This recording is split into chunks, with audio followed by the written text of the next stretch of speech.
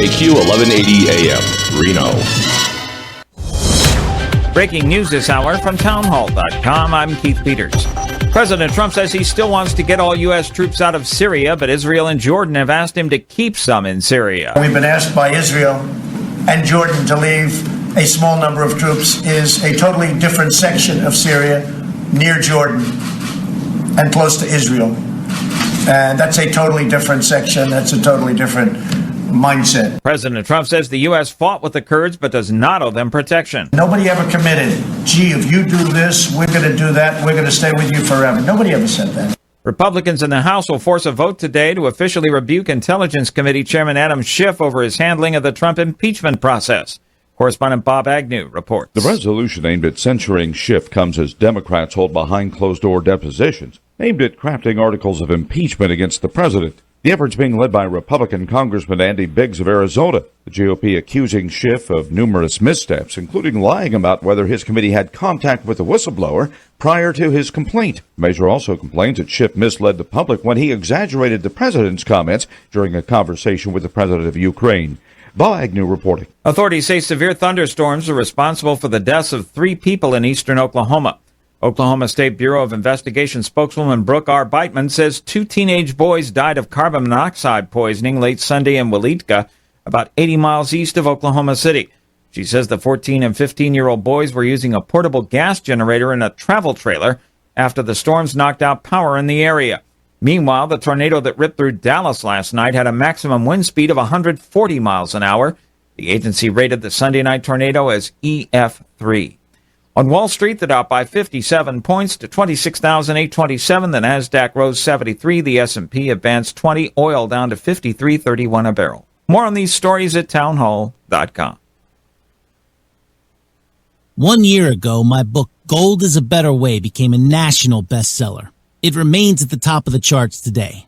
Since that time, gold is up more than $300 per ounce. Hi, my name's Adam Barata. I teach investors about gold. Now you can buy my book or even better, watch my latest video presentation right now for free. It's called The Great Devaluation. It was seen live by thousands at my annual gold summit and explains how central banks have lost control, why stocks and bonds are set to collapse, and why gold will soar to $5,000 per ounce in the next few years. People are calling it the best presentation on gold they've ever seen. Just text the word gold to 49776. I'll send it to you right now, no questions asked. Text the word gold to 49776. Text the word gold to 49776. We promise to add massive value before ever asking for your business. Text the word gold to 49776. Russian hackers have used Iranian tech tools to mask their identities as they disrupt important sites. The so-called Turla group, also known as Waterbug or Venomous Bear, is widely reported to be associated with Russian actors. Now the US National Security Agency and Britain's National Cybersecurity Centre say Turla had acquired control of the tools and infrastructure of Iranian hacking groups for their attacks in an attempt to mask their identity. The attacks extracted documents from multiple sectors, including governments, and were mostly carried out in the Middle East. Charles de Ledesma, London. A group of state attorneys general say they're still pushing to finalize a nationwide settlement over the toll of opioids with companies in the drug industry. There were talks through last week on a deal potentially worth $48 billion, before companies reached a smaller $260 million deal to end claims with 2 Ohio counties. News and analysis at townhall.com. I'm Keith Peters. Lebanon's coalition government is expected to approve a package of economic reforms as it attempts to quell the biggest protests in years. The measures being presented answer some of the concern on the streets over taxes and corruption, but won't dull the rage over decades of failure to tackle the endemic problems of Lebanon's political and economic system. The build-up has already started towards another day of mass demonstrations, with main roads being blocked by protesters, while many schools, banks and universities are closed. The Lebanese who've risen up on the streets are intent on keeping the protests peaceful, even jubilant, and above all to ensure that they remain above the sectarian divides that have caused so much conflict in the past. BBC correspondent Sebastian Usher reporting.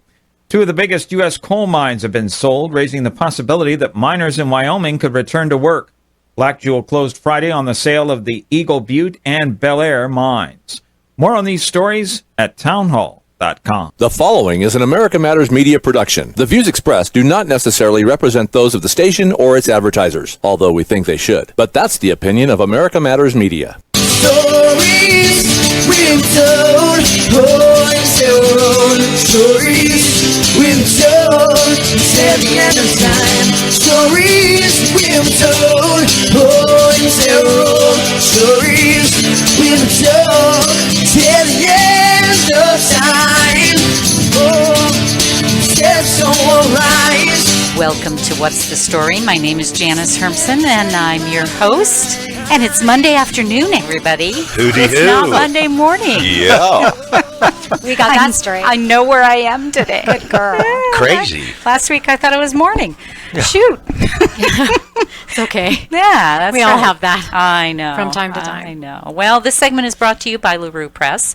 We're a communications and media company. We offer hassle-free publishing, printing, business, and media services for entrepreneurs and writers.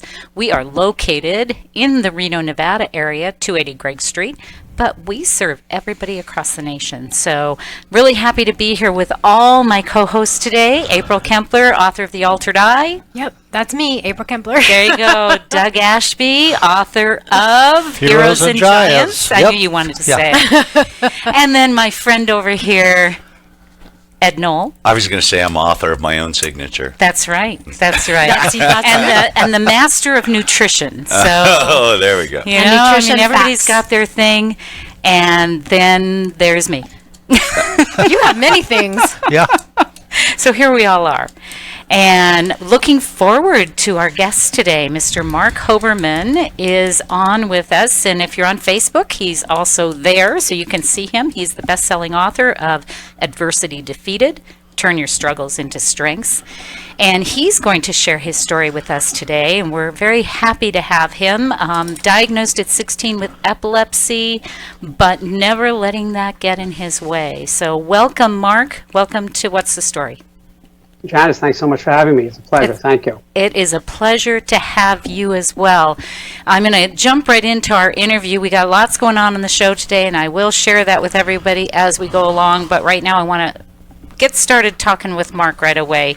Talk a little bit about, first of all, how you found out about having epilepsy and kind of how that journey started, because I know the book came later. Right. So at the age of 13, we didn't know it was a seizure at the time, but I had fainted in the basement after walking home from school, and we only found out years later at 16. You asked how I found out I was epileptic. I found out behind the wheel of a 1977 Ford Mustang when I was 17 years old, driving to visit my cousin in college in the University of Florida in Gainesville, and I had a petit mal seizure for about 2 to 4 minutes. Wow. And then, unfortunately, a grand mal seizure going 40 miles an hour, then to 70 because I stomped on the gas pedal. Wow, you didn't waste any time on that, huh? No, going right through. Thank God my other cousin was sitting next to me, and she was able to steer us through a toll booth because I was really not conscious. Wow. And we're all speechless. We are speechless. And that's how I found out. Yeah, that'll certainly get your attention, won't it? Yes, absolutely. Yes, it will. Technical difficulties. Technical difficulties from our co-host over here. I'm having all kinds of problems today. He's having challenges. So then life goes on, and I know that part of that journey was your family decided to move from where you were to, I believe it was Florida. So talk a little bit about that. Well, so actually the seizure was in Florida. Oh, it was. Okay. And stress won't necessarily cause a seizure, but it could cause a seizure and spark a seizure in somebody who has a tendency towards epilepsy. So we believe I had one at 13, but the stress of the move at age 16, being popular in high school and going to where I don't know anybody except for maybe a handful of relatives in Florida, may have hastened that seizure. So that move in of itself was very, very traumatic for me as a teen. And that is when, I was diagnosed. They gave me They took me to a hospital in an ambulance. I came home with pills and the diagnosis of epilepsy at age 17. And that's when we moved back to New York, because quite honestly, the doctors in Florida at that time were not good. I had 21 seizures. I had seizures on medication. Did it cut the number of seizures and the frequency? Yes. But we had to move back to New York because we needed to go to the city and find a top neurologist to help, in essence, save my life. Wow. You know, lots of people that I have met that have epilepsy seem to tend to keep that kind of a secret. They don't really want to share that information. I mean, many people have many different diseases. They don't seem to be as concerned about it as people that are epileptic. Did you find the same, or were you different? Yeah, I was, what you just said, multiply that by 10 on steroids. That was me. I was diagnosed at 17, and I'd say 9 people knew until the book came out, and I was 54. Wow. And for me, that's especially bad because I was an educator for over 30-something years. So when I was diagnosed, I had people who I knew were in my class. Before HIPAA laws, we knew everything about the students. And several of my students had epilepsy, were on the same medication I was on. I could see how the side effects were affecting them, and how silly of me to be an educator, and I never shared it with them. I thought it would show a weakness. It was a stigma. So I lived it, and that's, my life opened up and became so much better when I let people know and started to help others who have different kinds of adversity. It's not about epilepsy, it's about adversity. Right, but that's all part of adverse conditions, is the fact that we're either ashamed or, there's something that's holding us back for not sharing whatever information that might be. Well, right, we all have personal things that, we don't care about, but others may view negatively. Well, there's a list of things that you aren't allowed to do once you're diagnosed, and one of them is driving. So to move back to New York, where you really don't need to have a car, that was probably a pretty good move. Well, I have to tell you, ordinarily you'd be correct, but in states it varies. So in Florida, it was 6 months you couldn't drive without a seizure for 6 consecutive seizure-free months. But I came from Westchester County. When we moved back, we went to Rockland County, and you absolutely need a car there. It wasn't Manhattan. My doctor was in Manhattan at Columbia Presbyterian, but I needed a car. Luckily, at that time, I was finally allowed to drive again, but that was very difficult, feeling helpless, being driven at the age of 17 to school. When I had a car, I had a beautiful 77 Mustang in the driveway, and every morning I looked at it and couldn't get in it. That was difficult. Well, we're glad, Mark, that you were able to overcome that adversity, and we're going to talk more about that when we come back. This is What's the Story? We'll be right back. Ready for a live game of Clue? For nearly 30 years, Funtime Theaters held private and monthly dinner murder mysteries. Each night is different, and each event includes dinner and a show. You're the detective, and your job is to figure out who did what to who and why. At the end of the night, a super sleuth and not so super sleuth are awarded prizes. This is a great event for a birthday or holiday party and team building events for your office. Visit funtimetheater.com to make your reservations and use promo code RADIO for $5 off each admission. Call Sursic Dental because you're worth it. They can make your smile perfect. You're gonna love your new smile. Sursic Dental for perfect smile. Sursic Dental has a $125 special that includes a cleaning, x-rays, a free Sonicare toothbrush, and a free cosmetic makeover consultation. Sursic Dental for perfect Call smile. 827-1113. Hi, I'm Bill Kendall. I've practiced law in Northern Nevada for over 25 years, and I specialize in representing injured people in their fights for just compensation and in representing parents in custody and visitation disputes. I've tried over 20 jury trials to verdict. I've arbitrated or mediated hundreds of personal injury cases on behalf of clients to successful conclusions, and I have personally handled every single case from start to finish. I am also a court-appointed mediator for the Washoe County Family Court Division, where I help parents negotiate custody and visitation plans. With me as your attorney, you can rest assured that your case will be handled competently and that I will be responsive to all of your needs and questions. My goal in every case is to have clients that are satisfied with the outcome of their case and who would recommend me to others. Give me a call at 775-324-6464 or visit my website, billkendalllaw.com. markhoberman.com. My number again is 775-324-6464. Take a look under your bed. Find stuff under there? What about jobs? No? Now try your basement. There's a pair of overalls that overall you're not so into anymore. A perfectly good laptop that hasn't sat in your lap in months. And even more stuff, but still no jobs? Well, you really have both. See, stuff is defined as household articles considered as a group.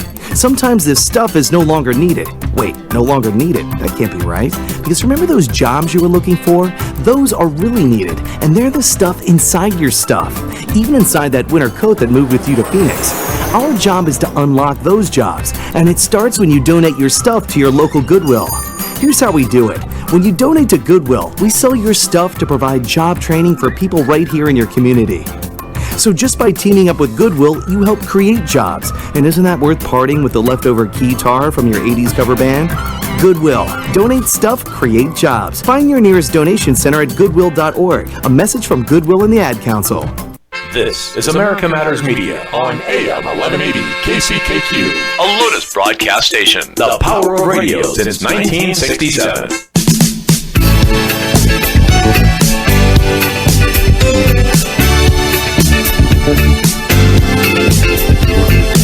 We are family.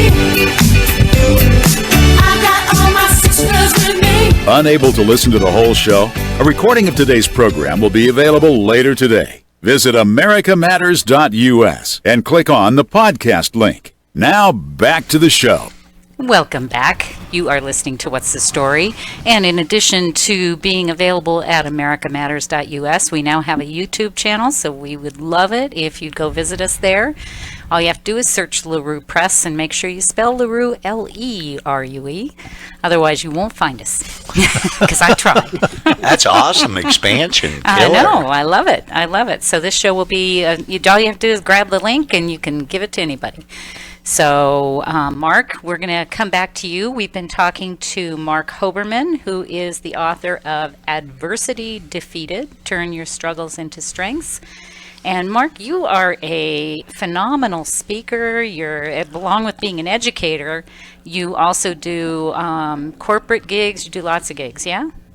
Yeah, so I do. I've done a lot of camp training, staff orientations, a lot of teaching gigs, so to speak, at staff development seminars, and I do a lot of the speaking about overcoming adversity at school assemblies, breakout sessions, writing workshops. So I like to keep busy for sure. So from the standpoint of adversity, because I don't want this to become totally about your epilepsy, I know that that's kind of what triggered all of this, but really what it triggered in you was kind of dealing with adversity in your life. Yeah, absolutely. So, I like to say I don't believe I'm the person I've become in spite of my illness. I'm the person I became because of my illness. It helps me deal with other adversity in different ways than I would if I were not diagnosed with epilepsy as a teen. I think also it helps me in my tutoring business, Great Success Education, which is in person and now live online, because I think I've always had kind of that sixth sense in the classroom. I know when people are struggling. And again, I'm glad you mentioned it wasn't just about epilepsy. My adversity just happened to be via epilepsy. That was the conduit to get in touch with the souls of people and meet students at their reality. So that really is what put me in the position that I'm in today. So I'd like to switch gears just for a second, because we have writers that do listen to the show, and I'd love for you to share kind of your experience with getting your book out and being able to market it as successfully as you have. Right. So that was just a great journey, because quite honestly, as you know, nobody, 9 people know. I had family members that did not know, close family members that did not know. And when I put the period on the book and the book came out, I was on Facebook and about to hit send. My wife said, "What's going on?" I said, "Nobody knows. I'm going to press a button and 1,500 people are going to." So then the journey really began. And I said, though, if I don't tell anybody that this book exists, it's the best thing I ever did. So any of the writers out there, the catharsis, the therapy you get from doing something like this was just tremendous. But the marketing, I actually enjoyed the learning process. It was initially self-published, and you had to go out and do all the marketing for it. I had to knock on doors at Barnes & Noble. I had to go to school libraries, a lot of social media, connecting with other authors, different Facebook groups. And it was a wonderful journey. I wish it wasn't so difficult, but nothing worthwhile comes easy anyway. So it was a great experience. And the marketing is very important. And you could have the greatest story in the world. If nobody knows about it, then it's just for you. Yeah, that's true, isn't it? So did you find, you say that you enjoyed it. I know a lot of writers don't. You're probably a different personality than many of them. But did you find that you were received well? Did you have any trouble getting reviews? Kind of what was that like? Yeah, great question. So first of all, it's gotten much better as I've gone on, because I have to tell you that it was great opening my email. I sent to publishers. I sent to agents. And I wasn't good at rejection in the beginning. I mean, I was 5 seconds away from calling the suicide hotline anytime somebody rejected. And then you have to learn, thank God I'm an English teacher, that the greatest of the greats were turned down many times. Right. So getting reviews was not difficult initially because so many people I knew read it. But the best thing in the world is seeing some very heartfelt reviews and getting emails from people who do not know me. Because many people said, as serious as the subject is, wow, Mark, you took a serious thing and you turned it into something humorous at times. I can hear your voice when I read it. Well, many of the people who read the book never heard my voice. You have a distinguishable voice. Is that a good thing? I don't know. It is a good thing. So, getting reviews, of course, I always want more. I'm amazed at how difficult it is to get the marketing the way you want to, because I'm a writer and I have a story, but I know my wheelhouse, and marketing wasn't my wheelhouse. So I called on some former students who were in college, graduated college, to help me, certainly on LinkedIn in the corporate realm. So, we did all of that, and some things weren't as easy as others, and it's an ongoing process. Boy, isn't that the truth. And it keeps changing too, so that makes it interesting. Tell folks, speaking of marketing, tell folks how they can find your book. So if you go to marchoberman.com, MarChoberman.com, that's the author and speaking hub. Of course, my books are on Amazon. Adversity Defeated. I've co-authored 2 other memoirs. You can find that on my personal website as well. Also a book for teachers on classroom management. The Adversity Defeated, is on Amazon. It's available as Kindle. And for Adversity Defeated, it's actually also an audiobook. Wow. So that's very helpful as well. What do you hope that people who read your book are going to be able to come away with? Because first of all, I want to mention that it's a quick read. It's not, long and in-depth, and medically speaking, it's not that direction. It's very much a heartfelt book. Thank you. Yeah, so that's kind of the point of how I wrote it. I think there is a room out there for a genre of a short read. And what I love about this is that teens and their parents are reading the book at the same time. My parents were old school. They kept it a secret. We didn't go to therapists. We didn't do that back then. And, we did keep it secret. And if a book such as this was available to them, I think they would have fared much better towards the end of me coming to terms with this. We got the right help. But I think that it was a long struggle for us to find what we needed. And I think you need this out there. There was no internet when I was diagnosed. You didn't tell anybody. It was just the family, and that was it. So to have people, and it's taught in some schools now also, so to have different age groups able to read this, that's gold for me. So are you going to be writing more books? Yes, I'm continuing to co-author. People are contacting me for that. I really just want to do memoirs that speak to overcoming adversity. That's my wheelhouse, I think. But I also plan on writing a book on corporate, school, and camp training. I think that the team building, the anti-bullying, the cultural respect, and the communication skills and strategies that I've done at camps and schools and corporate, they all meld together. Human beings are human beings no matter where you are. And so I will be coming out with a book soon on that. on training in those different areas. That's wonderful. Did you have a comment? Well, while he was listing this, I thought, oh my goodness, well, that's quite a plateful. You know, I mean, my gosh. I mean, you could talk for hours on that, couldn't you? Oh, sure, definitely, because they crisscross. You know, the people who are in camp are going to be your millennials who are going to be in the workplace. These are the people who are the students I had 5 years ago, 15 years ago.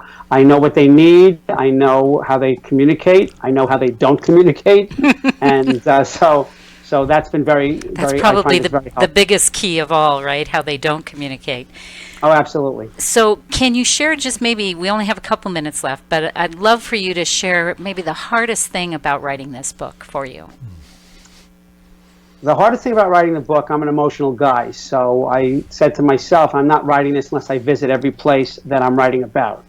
So, you know, I was talking to my wife about this. Recently, the Brady renovation was on, and we see the Brady bunch older renovating the house. And people thought it was, I kind of got sad because it's like, that's from my youth, which I like to think I'm youthful, but I really don't have that youth anymore. I'm not 15 or 20.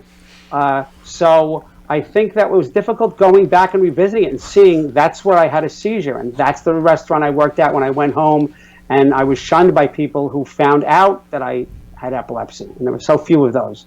So that was difficult. So some of the memories, you have to meet your demons, and you have to, you know, the mantra of the book is don't let your struggles define you, you define you. So I defined myself through my life, but it came to better closure because I defined myself to writing about how I overcame the struggles in my life. That was the difficult part, revisiting my past. And are you doing any events coming up, or do you have anything where folks can come and see you, or that you're planning ahead? Well, we're trying to do a speaking tour at schools. I was at a good number of schools last year, and now we're going full force into schools, and we're just setting that up now. I just did a book club in Pennsylvania, in Emmaus, near Allentown, Pennsylvania, where a dozen women had a book club and invited me to speak about the book. They all read it. And I'm going to be partnering with some from former professional athletes and doing a lot of academic life coaching and things at schools. But those dates will be up soon, but we're still in negotiations, and I'm working with a publicist now on solidifying some more dates. Perfect. And so will we find those at marchoberman.com? Is that where we want to go? Yes, as the calendar gets full, we're going to start putting that up there, and it'll always be on our social media and on the Adversity Defeated Facebook page and on our Twitter, all social media. So people should really have no problem being aware of where I'm speaking and what's coming up next. Perfect. Some exciting things, I think, are on the horizon. All right, and I went ahead and I posted that on the What's the Story page and on this video, so people can find you. Great. All Much right. appreciated. I can't thank you enough. Well, we thank you very much for being on What's the Story today, and we'll have you back again. Great. My pleasure. Thanks so much. Have a great week, everybody. Okay, you too. All right, you're listening to What's the Story. We're going to be right back. Book Blitz coming up. What? Thanks, Mark. That was great. Oh, thank you. My And pleasure. We'll be talking again very soon. Excellent. Guys, thank you in the background. Don't know who you are, but thank you so much. Thank you. And, You'll get to know him. We'll talk soon. Thank you so much. All righty. Bye-bye. Take care. He's so enthusiastic. And, I know. you know? So, did you read that? This? Most of it, yeah. I didn't get through Are you everything. still reading it? Do you want to read Yeah. it? I'll let you read All right. it. Yeah, just give it back to me. I will. I want to read it. So I switched things over that folks can hear what you're Perfect. saying right That's now during great. the commercial Thank you break. so much. I figured that I could tell the difference. The other thing is that if you guys are on YouTube now, you have a YouTube channel, we can actually stream this broadcast we? I not was only gonna to Facebook, but YouTube Live as well. I was going to ask you that. Yay! So we'll set that up after. All right. Awesome. Perfect. Okay, so I'm so excited. excited. I'm excited about that too, but I have no idea how to get to it. What, you didn't get my email? Yeah, but it was some. No, different I sent you dashboard one thing. after. Oh, okay. And it was about the title of it. What's it called? Just go to LeRue Press. Oh, LeRue Press. Yeah. Oh, And just if you go to LeRue subscribe, Press. it'll be easier to get back to it Right. each time. Well. Okay. Yeah, encourage those subscriptions. Come on. You're like, we have one, and it's not me. Oh, no, we have two now, and it's not me. Oh. So hooray. Hooray! Doug is so curious Which one is it? The first one or the? It's got a big L plus on it. LeRue plus LeRue Bookhound, or what's the story plus Bookhound? Oh, they're all different ones. Yeah, but they're all. Which Those one are do I different sub- videos here, under I the same subscribe channel. There. Yeah. Different videos, same channel. Yes. Okay. Thank you. Thanks. Need all this explanation. That's all okay. right. I'm It's gonna new. I'm gonna tap the bell. Woohoo! Yay! Another subscriber. And it ain't you. Yeah, And it ain't me. 2 subscribers. Wait, I'm Three not subscribers, on here. I'm not on here and they're yet. not me. It's not showing me yet. Well, I can replay. You can refresh, and then it'll Refresh, I show up. guess. Yeah. 3. Yay! See, I told you, and it's not me. I didn't subscribe to my own yet. Cool. You should. Paul has a will. YouTube channel. I know. He's done really good with it. We got phone calls for you guys because of your YouTube channel. I know. No, that's good.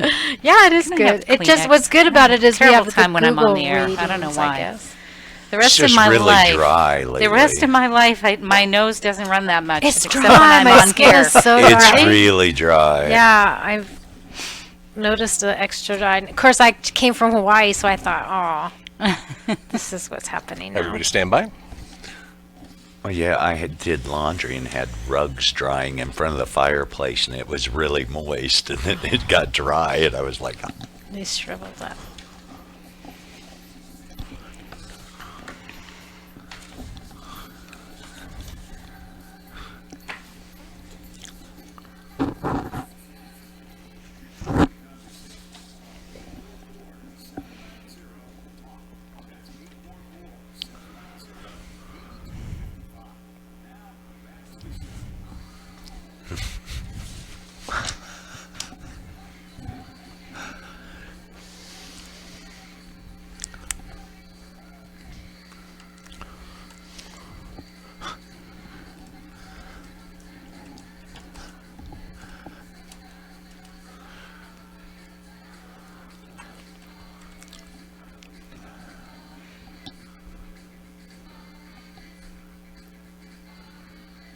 Welcome back, and that music tells you this is a Bookhound segment, and it is time for the Book Blitz. We're all so subdued. We're just like deep in thoughts. I know. How can we be subdued I with don't music know. like that? I don't What's know. up? I know it. I mean, We all have our glasses on. We look so like professorial. Oh, maybe that'll that's not problem. Oh, maybe that's it. That's the whole Okay. problem. Yep. Ed was trying to start a food fight at the last segment. Oh, what was going on with you? That pin basket kind of looks like a basket, and I had some chocolate foil, and I tried to make a hoop. Oh, you were being 16. Mostly. Oh, you guys are funny. Yeah. So are we ready for Yeah. this? This is Yeah. This is our Book Blitz segment. Book Blitz. segment. I had to lower my voice. I don't know why. I just felt like I had to. So, Yeah. it's a time when we try and I want to hear his nutrition facts. I got no nutrition facts today. Well, it could be, right? You know, you gotta love a book cover that's got duct tape on it. Oh, I do. Right? I do. You know, my ex would love that. He used duct Yeah. tape for everything. And my book is called Made to Stick, Why Some Ideas Survive and Others Die. And Mark Twain once observed, a lie can get halfway around the world before the truth can even get its boots on. I love And it. Made to Stick, true, especially Chip today. and Dan Heath reveal the anatomy of ideas that stick and explain ways to make ideas stick. So, like Mark speaking in the first segments, what stuck with you, April? He seemed so positive. He had overcome his challenges that really brought to just the way he spoke about his problems, and yet he seemed to be on top of them. Right. And so everyone gets something a little different. And the key is to try to systematize a little bit to where we get the important points from them. Likely that's one of them, right? But I value this book because there's nuggets in everything. And it's just gleaning and finding them and using them. And who's the author of that again? That is Chip and Dan Heath. They've written a number of Perfect. books on kind of that marketing space. Hi. Wow, we have groupies. Who Oh, knew? you have a group. Yeah, you Oh. do. She was giving you the peace sign. Yeah. Yeah, I know, Dina. That was we have some stuff going on. Oh, what the stuff? Uh-oh. No, We wanna- remember a book last week, Shift, the divorce? That's her. She's putting together that shift paradigm of divorce Why don't I remember resources. that? I feel like I was in another realm. Well, you know, it was morning, so that's why. You thought it was morning. Well, you know what? Obviously, it didn't stick.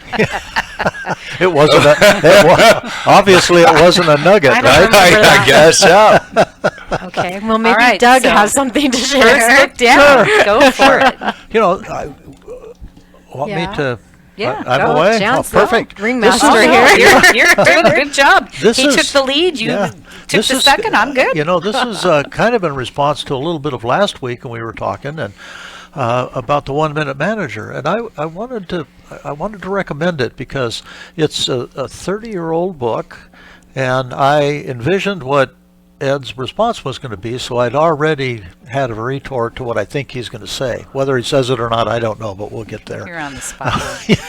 No, I'm But telling it, you. the 1 Minute Manager, you know, it's a very, very quick read. You can sit down in a couple hours, you can get through it. But it has, to use your words, many, many nuggets on how to put things into place and how to motivate people, how to be a supervisor. So I really enjoyed it.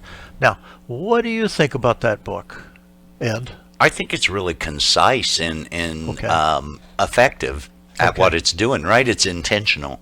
Oh, okay. Well, what I thought you were going to say, because you've said it in the past, is, you know, this is pretty much 30-year-old information. So, in response to that, the book I want to recommend is The New 1 Minute Manager. Oh. New and updated. Ooh. So it's by Ken He was Blanchard. ready for you. Yeah. Is there a picture of a millennial on the cover? This has updated How much nuggets it got going? by Ken Blanchard, and I guarantee you, and I might add that he has bounced back. He's taken a lot of Ed's advice. He's really captured the essence of writing, and he has another book on leadership and the 1 Minute Manager. I wish I would have monetized that. Yeah, Right? I recommend it. Awesome. Okay, April. That's great. Okay, my turn. Okay, so this book is over 60 years old, but this is the updated version. This is Fahrenheit. I have some 60-year-old books that look pretty good. Fahrenheit 451. And I think you've recommended this book before, right, by Ray Bradbury. The girl at my gym and we have like a little book exchange going on, and she loaned me this book. And so it reminds me a little bit of you, Doug. Guy Montag is a fireman. Really? Uh-huh. But his job is to destroy the most illegal of commodities, the printed book. Oh. That's not you. That's not you. Along with the houses in which they are hidden. This is the anti-fireman. Montag never questions the destruction and ruin his actions produce, returning each day to his bland life and wife, Mildred, who spends all day with her television family. But when he meets an eccentric young neighbor, Clarice, who introduces him to a past where people didn't live in fear, and to a present where one sees the world through the ideas and books instead of the mindless chatter of television, Montag begins to question everything he has ever known. 60 years later, we still have mindless television. That was something? that brought back memories, because when I was in college, that was on the reading list. But I can't remember what class it was in because I didn't actually read it. It still is. I'm going to tell you, it still is. Yeah. And Ray It's not in fireman and school. Ray Bradbury gets the first author who's had 2 books have been on the He's an incredible Book Blitz. Yeah. Yeah. Well, there you are. All right. So this Good is on book. my reading Yeah. list. Good I book. have such a stack now. know. I've got Heroes and Giants by the good Yep. fireman, Fahrenheit 450 by the bad fireman, and How to Overcome My Adversities. There you go. You just have it And all. I can't get it together after this week. I don't know. And Steve says that some information is timeless, by the way. So Oh. Yeah. there's your answer. Who's Steve? All right. Thanks. Steve Noel. My brother. Come on, he's a show regular. And we appreciate him, so stop it. I like his comments. He's I good, know, people. He is. You know, we're really being blitzy today too. We This are. is great. So let me do mine now. Mine is highly effective teaching strategies winning in the classroom, and it's by our guest that was on today, Marc Hoberman. Wow. It's another book that he wrote.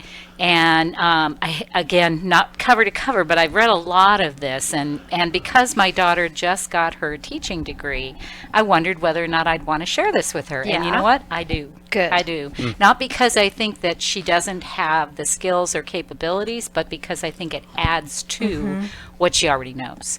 So he's worked in secondary schools for over 3 decades. He has taught over 3,000 students and led staff development seminars ranging from classroom management to reading strategies and anti-bullying. He's also the CEO and founder of Grade Success Education and Tutoring Service. So, you know, he uses his wisdom and his experience to share some strategies, some of which say, you know, don't do what they tell you to do when you walk in the door, right? I mean, it's good advice because you think, you know, as especially as a new teacher, I'm sure you think, oh, I got to follow all the rules, I got to do, and he kind of, you know, goes past some of those. Well, when the and says rubber, not that you shouldn't follow the rules, but that you have to really engage these students. well, That's right, really what and I that's got off from the it. Yeah. that's off the book, engaging and Right. seeing into people's Right. souls. So so I really felt, you know, and again, it's a short read, so you know, for busy teachers know, who don't have a lot of time, this is awesome. I really need that. No, I really do. You're not the first one who's told me that's not a teacher. Well, I went through college as an industrial arts teacher, and when I graduated, I was literally at a crossroads. Do I stay with the fire department or do I go into teaching? And I found it took me 10 years to get my bachelor's, so I was out of high school a long time to go back into teaching. And to put on your resume that you rather pinch their little heads than teach them didn't bode well. So I stuck with the fire department. I don't. You know what? I love teachers. My mom's a teacher, aunt's a teacher, but man, it's still the easiest degree to get in college. Yeah. Right? To me. Wow. I mean, they should especially- beef it up. You know what? Especially with my philosophy on getting through college, it was called C's, get degrees. So. Wow.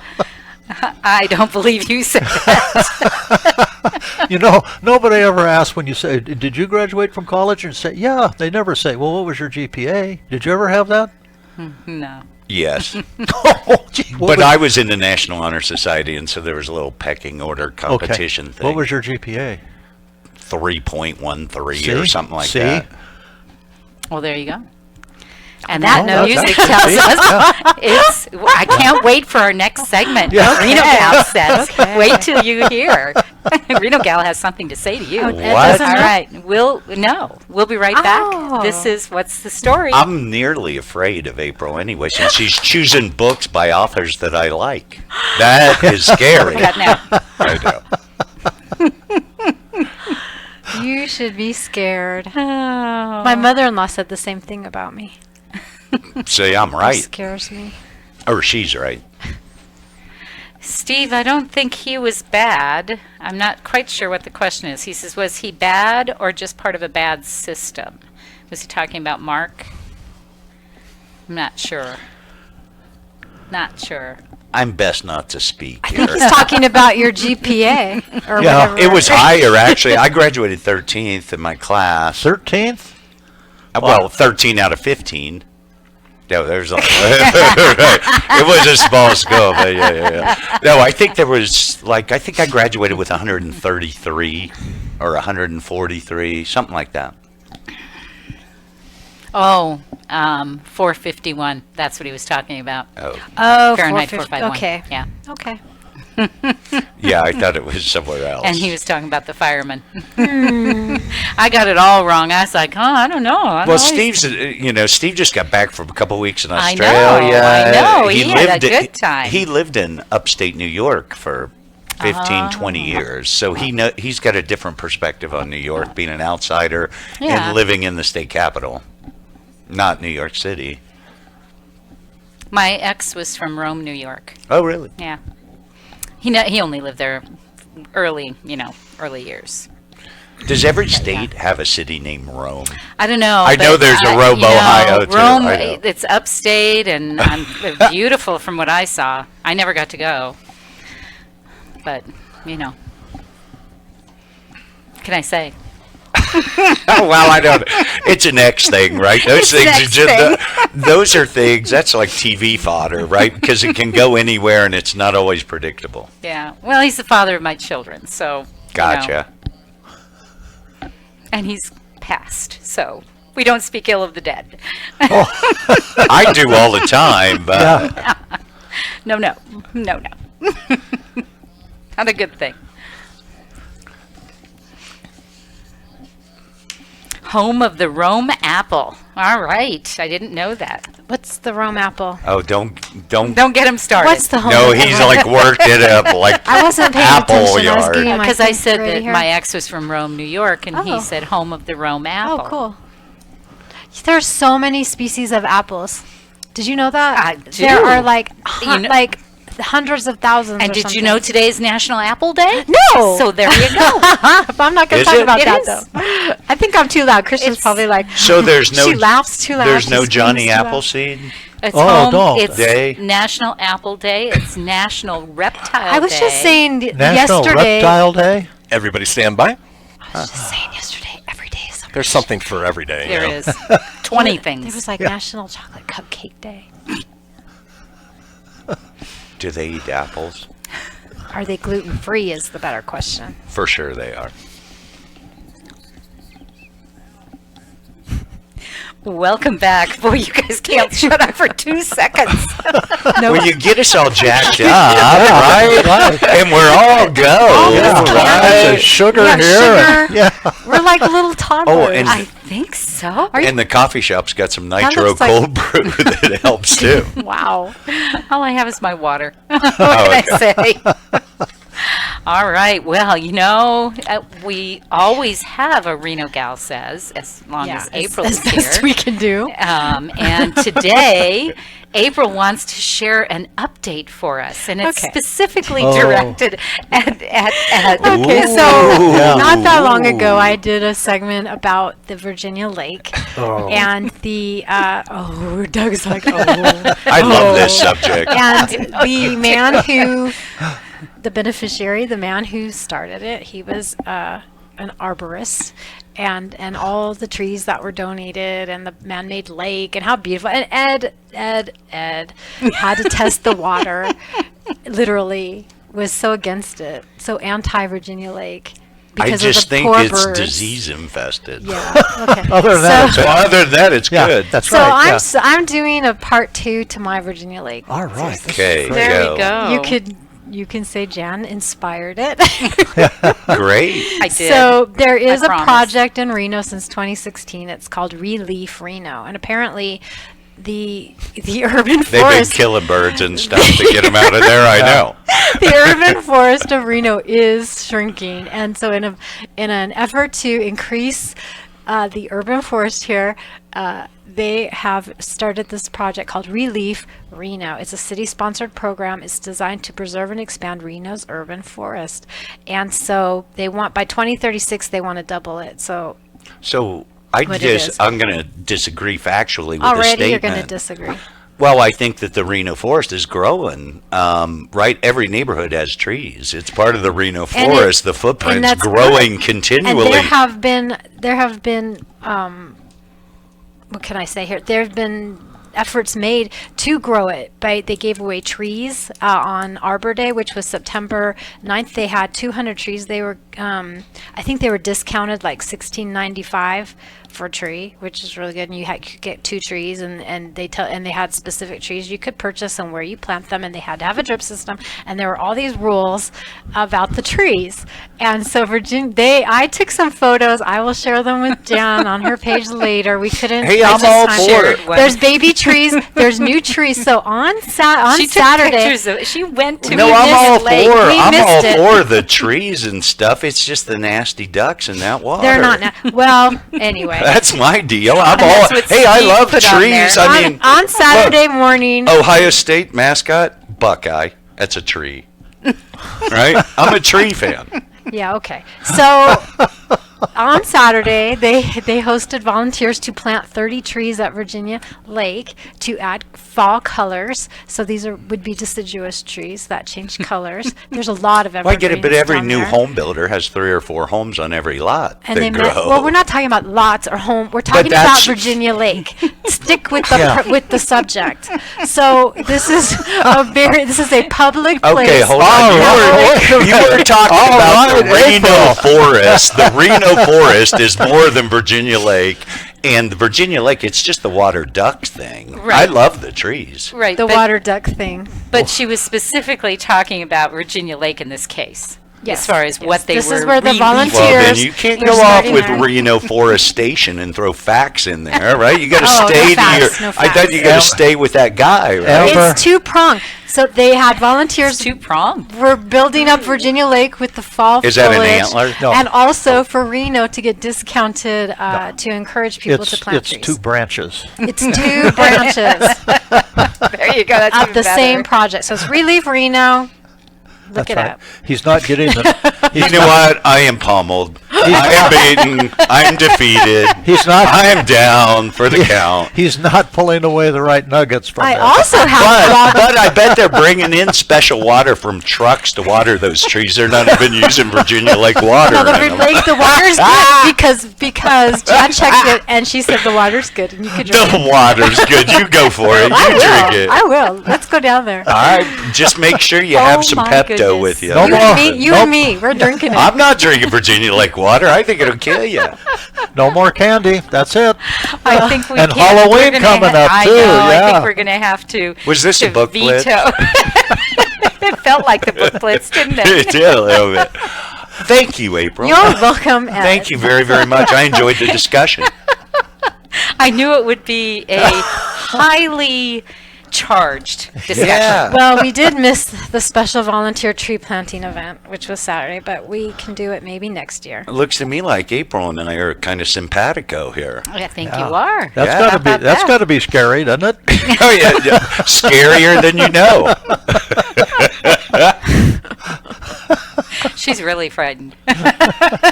No, she's not. They got the door open today. You know, she's going to be running out of there. I don't know. I'm looking. Oh, she's got flats on. I was I wondering can- to see if you had I heels can- with a spike in I them. can go pretty fast in these. Pretty fast? Pretty fast. So Lola says that you're awesome, April. Aw, thanks, Lola. Do you does know she who say? that is? What does she say about Ed? No, don't. You know who she is? Well, I'm sure she's a friend of yours. She is the mother of my beautiful daughter. Oh, how wonderful. And she's right. Well, I'm on her side. No, Lola's good Yeah. people. Yeah. I'm sure there was more for me to add, but my brain just kind of went. Yeah, you guys I don't shouldn't know. ever talk, though. I don't know.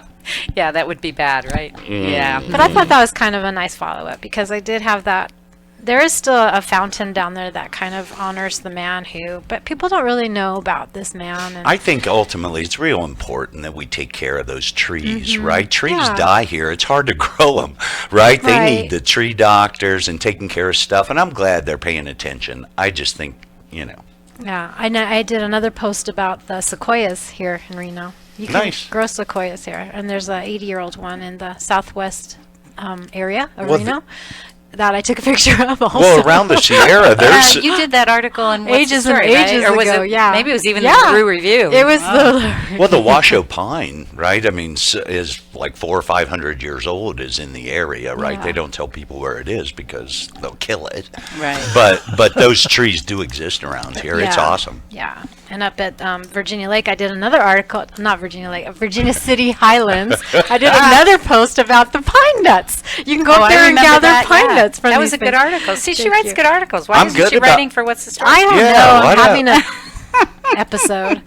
I need to get with the Sounds like program. it's getting into your season. Pine nuts, right? Right. Yeah.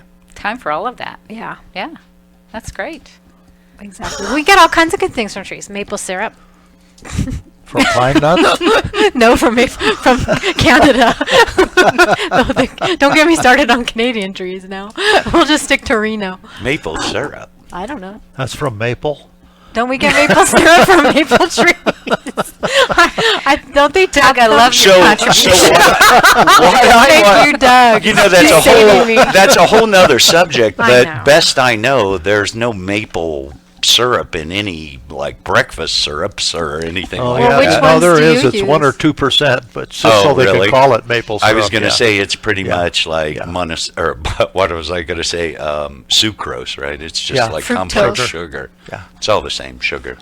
Yeah, I guess. Mr. Nutrition Man, don't argue with him. Yeah, no, I wouldn't. Hey, Oh, so if it ends in ose, it's a sugar. I think you should come back with the maple syrup and tell me all about that. Yes, absolutely. Yeah, so Yeah. So anyhow, let's rebuild our urban forest in Reno. Yay. That's what Reno gal says. I'm in favor. You got Thank my you vote. very much for your contribution You're today, welcome, April. Jen. It was very well done. Had a lot of fun, too, I might add. I enjoyed it. We only have a couple minutes left, but I want to remind everybody that if you're looking to publish a book, whether it's self-published or if you're looking for a traditional publisher, we at LeRue Press can help you. From the traditional side, we're not open to submissions just yet, but hopefully 2020 will open that up, and we're going to be looking for some nonfiction stuff. So if you got your nonfiction stuff started, keep us in mind. And also, I want to remind all the writers that we accept consignment books at our bookstore, and we would love to have that whole store filled with all small press, self-published books, and our own, of course. But we love authors. We love what you do. We're working on, as I told you last week, we're working on a program to help you understand how to market. If you have no platform, we want to help you build one. But you know, you got to buy in, and I couldn't even get April to raise her hand. So I don't know. I'm concerned. Well, I know that in a secret room there is a table with a coffee pot and big bowls of chocolate. No. And if you stop by, you can eat to your I don't heart's know why I desire. didn't. I've raised my hand. Right, there we go, right? What the Last heck? Monday was not like I was in. I'm so outer happy. space.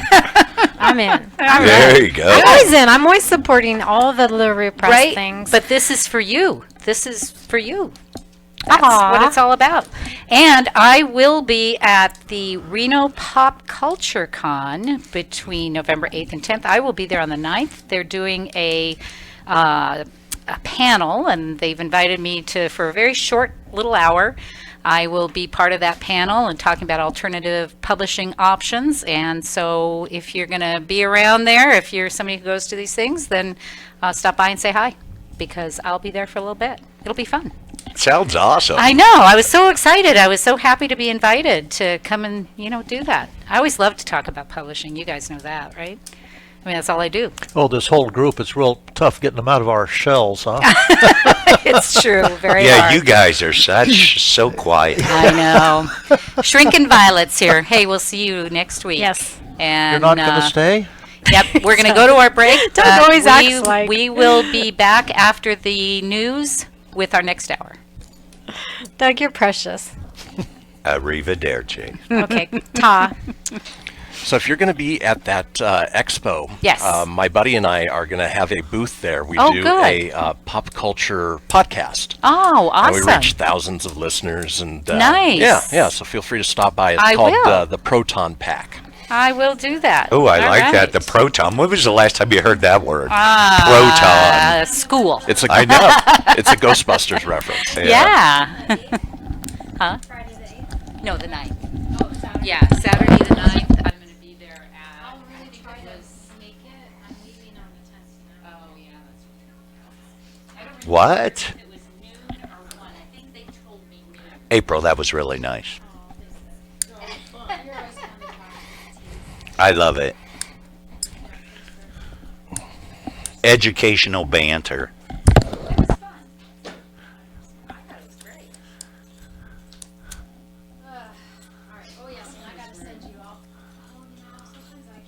Oh, there goes April.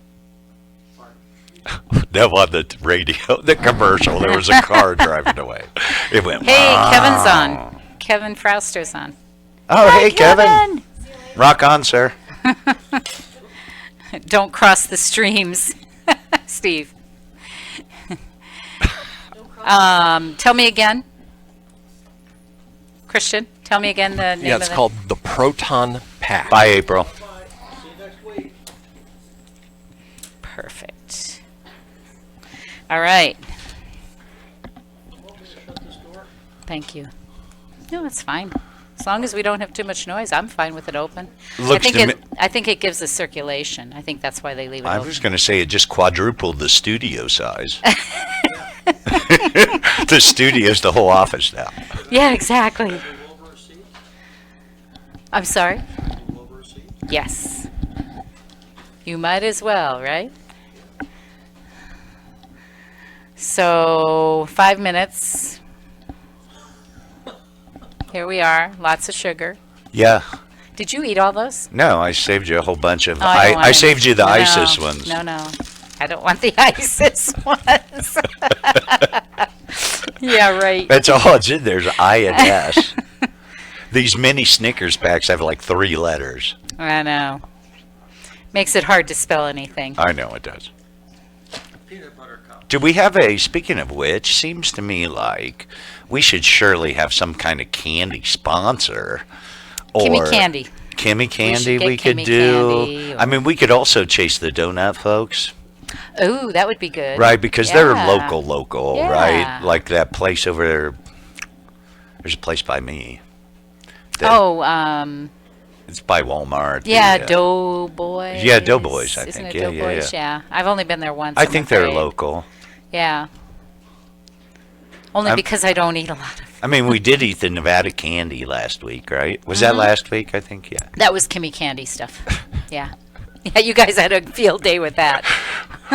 Well, they have that long tube, and they, I know. I it's just poured great. it on the grill. Well, it reminds you of Pez. Remember as Yep. a kid, you Yep. ate Pez, right? That's perfect. My nephews love Pez. Mm. My kids liked them, but my nephews loved Pez. I think the dispensers were Yeah. collectible, kind of. The Oh, were candy they? was kind of like the gum from like baseball cards, right? It was just kind of there. I don't remember the Pez candy. I just Yeah. don't remember what it tasted. I Yeah. can remember it. So but many I, more characters now. For Yeah, the yeah. There's dispensers. Pez dispensers. It's kind of like the what were those little bears? There were small stuffed animals. There was a whole collection thing. Care on- Bears? No. Beanie Babies? Beanie Babies. Same kind of thing. I Yeah. It is.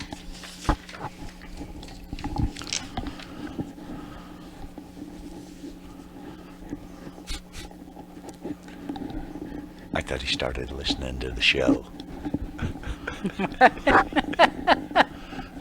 Are all the rest of the shows this rambunctious? I don't know. You have to ask Christian.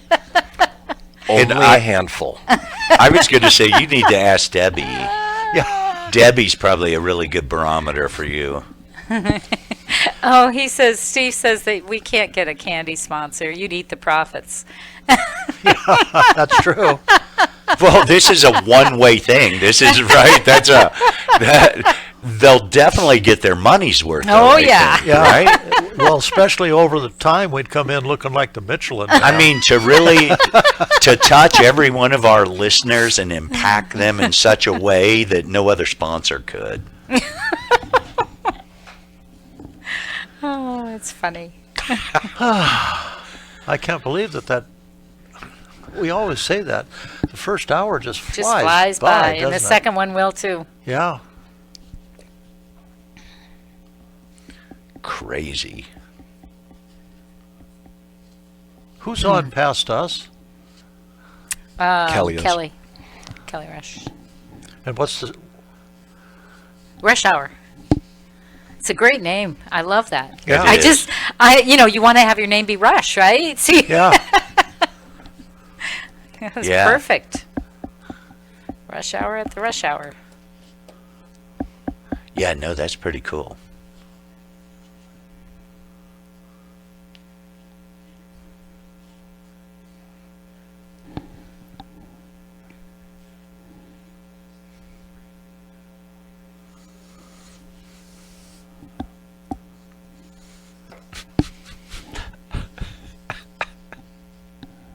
Why are you laughing? I don't even know. I'm So not I'm listening to the news, right? It's about soccer players have dementia 3 times the rate of other folks. Oh, because of their head bashing. Well, it's not rocket science. His balls weigh about 10 pounds. They fly in the air 100 yards. It's amazing they don't have broken necks. Yeah, it is. I mean, seriously. Must be a slow news day. I know.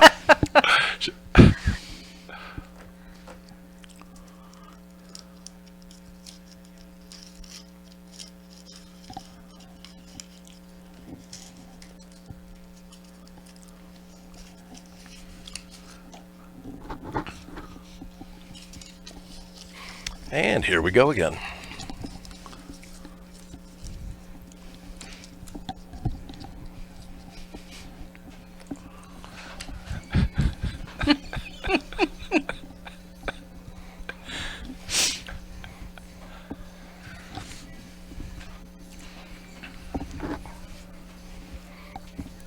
Ten seconds.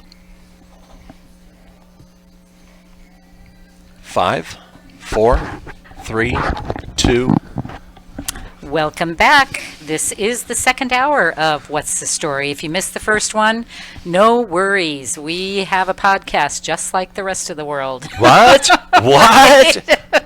Oh, we're so exciting. We have a podcast. I think Hey, we're even on YouTube. Come on. live radio is so exciting. It's so much more fun. I value the podcast, but live I do. radio has I know. got energy like nothing else. I know I've told the story a million times, but when we went from doing recorded radio to doing live, I was so afraid. I was just scared to death because I was like, no! Because, you know, Whoa, with, wait a minute. with This recorded... is live? This is live? Oh, oops! No, actually, You know? I think you're 15-second tip delay. But with recorded, I really felt so secure because, you know, if I make a mistake, I can fix it, I can stop, start, all of that. You don't do that with live radio, right? Like when you say happy Monday morning. And so, but I love the energy. Yes, and no profanity. I got it. I love the energy of live radio. You feel like you're able to touch, and now that we have Facebook, we really can touch Well, our right, audience. you're talking to people. Right, but you really feel like you're touching them. I even feel like the sound is different when you aren't live. You know, it just feels so It different. reverberates Yeah, or it something. does, I yeah. am in total agreement with you on that. Yep. So, and I'm taking up all your time. Sorry. What? This is Ed's segment, and he generally talks to us and gives us lots of inspiration. So let's go back to Mark's interview, right, and talk about and make this stick, right? Make this stick. Let's talk about adversity, things that. So I'm an alcoholic, and most folks who are labeled with that label, right, are looked at different, right? Just like, you know, I didn't tell everyone in the world I was an alcoholic when I first got sober, just like all kinds of other diseases. But in conquering... And people don't say, oh, to you. Yeah, if right. I say... right. They don't. If I say, my husband has MS, they say, oh. Right? Yep. If you say you're an alcoholic, you don't hear him going, oh. No, and They go, oh. but that's because I think that, you know, after a few years or even after 1 year, right, people who have afflictions, people that have, right, major, whether it be smoking, a disease, alcoholism, overcoming that is a strength. You got to dig down, and you are mentally tougher than the general population. Adversity does make us stronger. That line that says, if it doesn't kill you, it makes you Right. stronger, That's very is true. Yep. It's the discipline required is beyond what anybody or others who haven't had those challenges have had to go through. And so when I go to work, war, battle, converse, I'm very confident in what I'm doing, just, you know, because of those challenges and overcoming those. And we all overcome divorce. We all overcome... Eventually. Right. I don't know. What do we overcome? Non-gluten foods. Right. We overcome all these things, and there's a discipline that goes with it. And we either chuck it, and I chuck it with food, right? I had 3 ice cream bars last night. They were killer.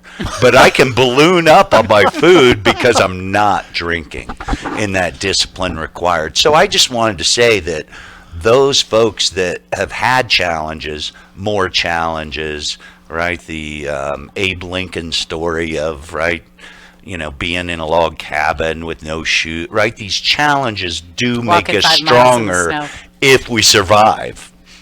And so that was my point today, you guys kicked in the face, rise up. Yeah. It's interesting that you say that I'm an alcoholic type. I was raised by 2 parents that were alcoholics. So I didn't really know anything different because that was the norm. That was the Your norm, folks yeah. are norm. And I grew up, went into college, fraternity life, always drinking, fire department, always drinking. Well, I mean, I went literally, I can remember one time my wife Debbie and I were going through the supermarket and I was taking the half gallons and putting them in the shopping cart. And I looked down at the shopping cart and there was probably, I'd say maybe 8 or so half gallons of different, hard liquor. Stuff. Yeah, and I thought, I wonder if I have a problem. And I thought, nah, to prove it, I won't have a drink tomorrow.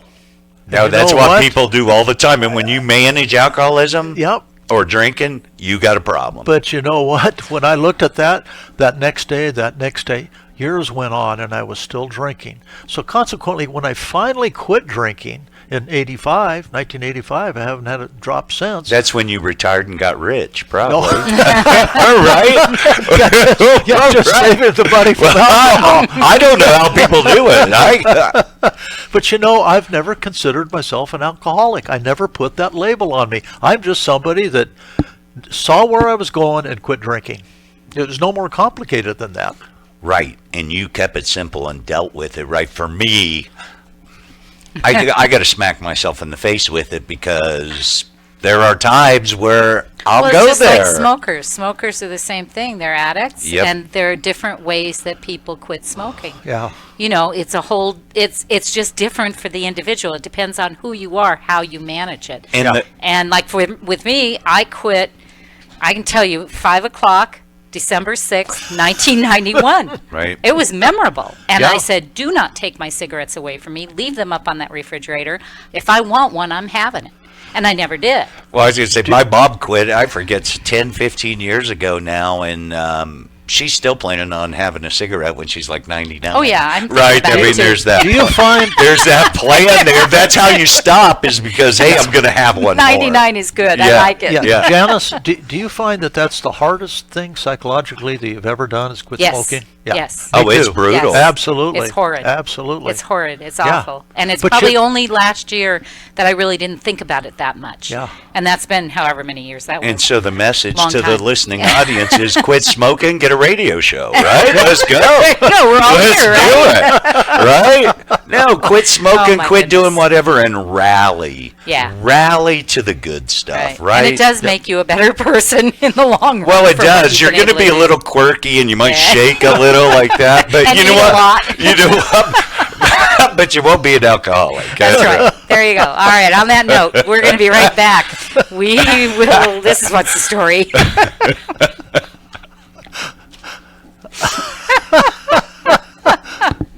Well, what a great way to take 2 terrible subjects, I mean 2 important subjects, and make light of it. That's And- where they should be. Yeah. That's how they should be discussed, Yep. unless you're in the midst of trying to convince yeah. somebody that they're seeing their There's low. different levels. Because those people in AA who are practicing, right, that like they get heavy with those folks, right? What is your low?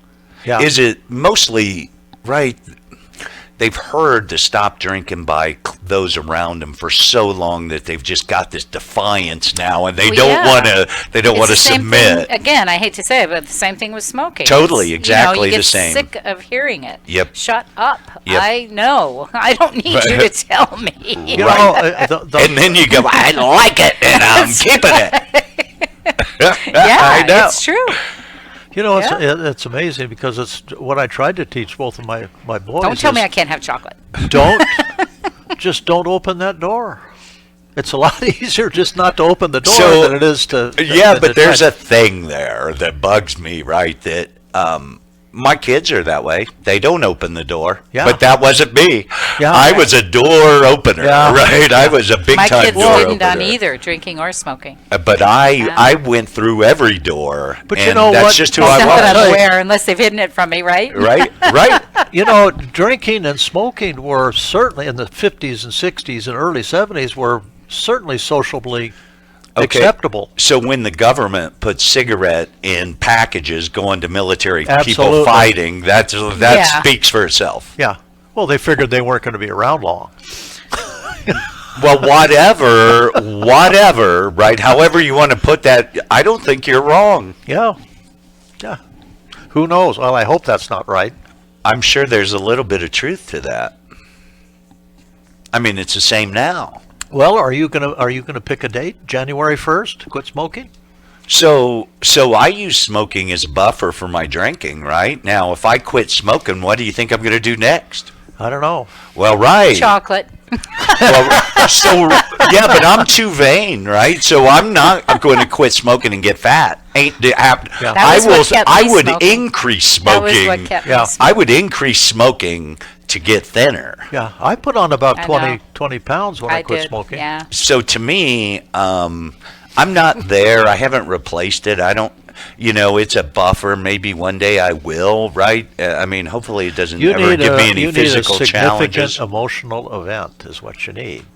Yeah, but I don't want any personal growth events, man. I'm about done with them, right? No, it seems like they happen every day, and I need them. Yeah. Well, how much of a smoke? How much do you smoke? I smoke 10 cigarette-sized cigars. Everybody stand by. Tipperillos. Kind of. Yeah. That's a lot.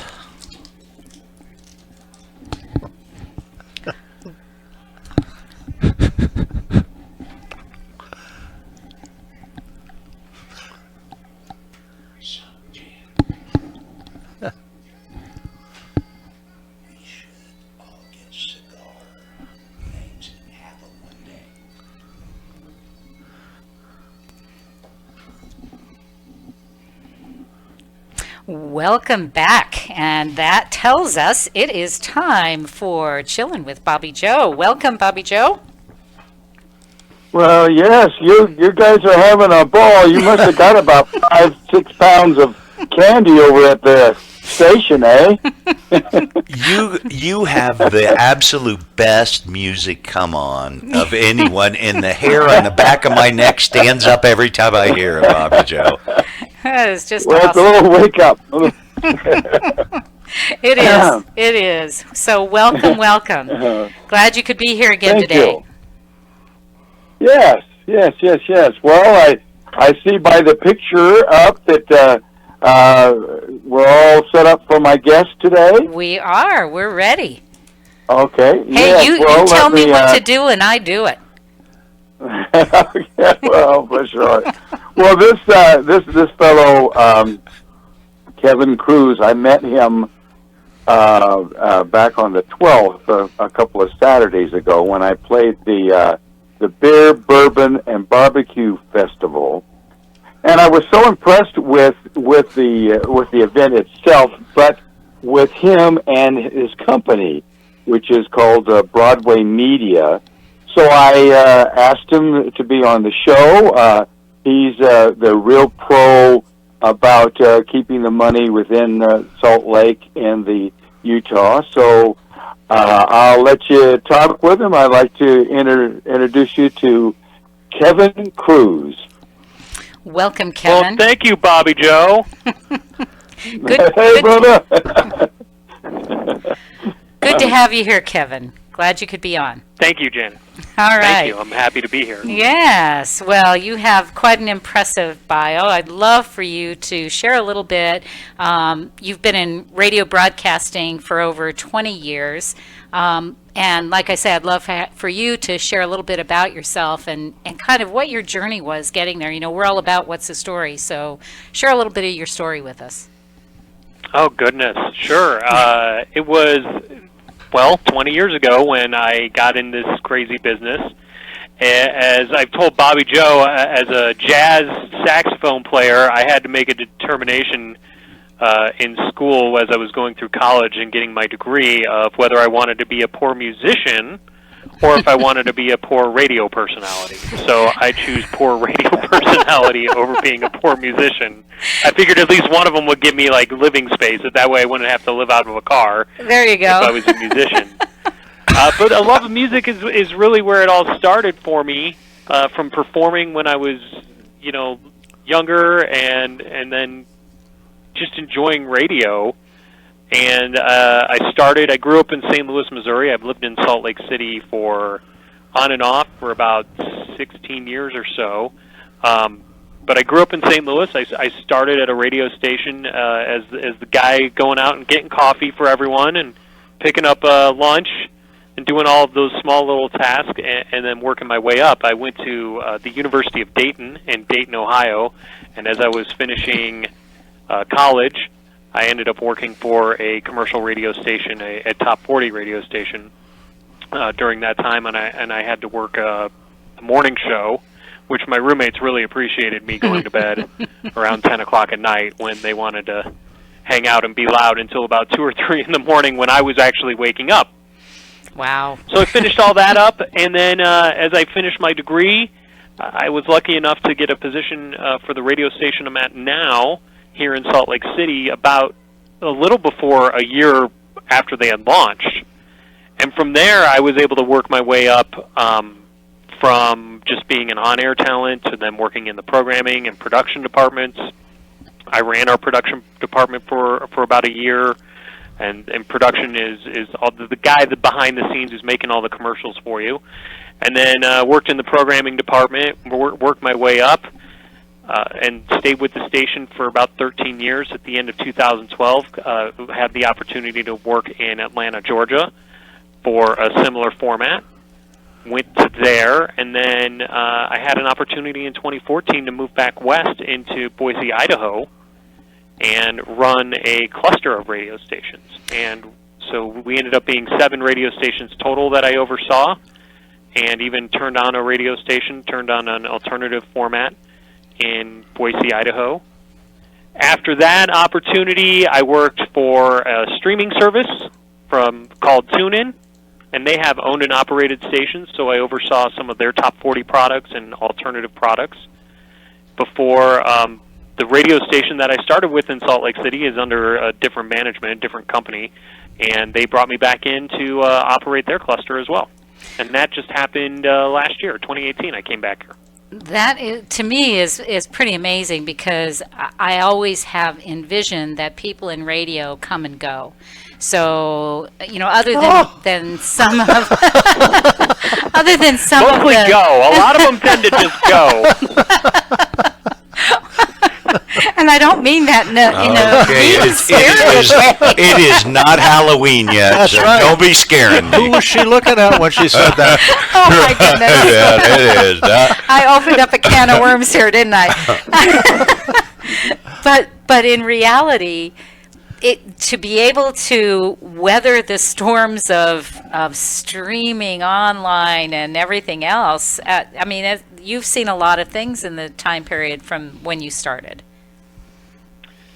Oh yeah, I've seen a lot. I joke back in the days of from behind the scenes today.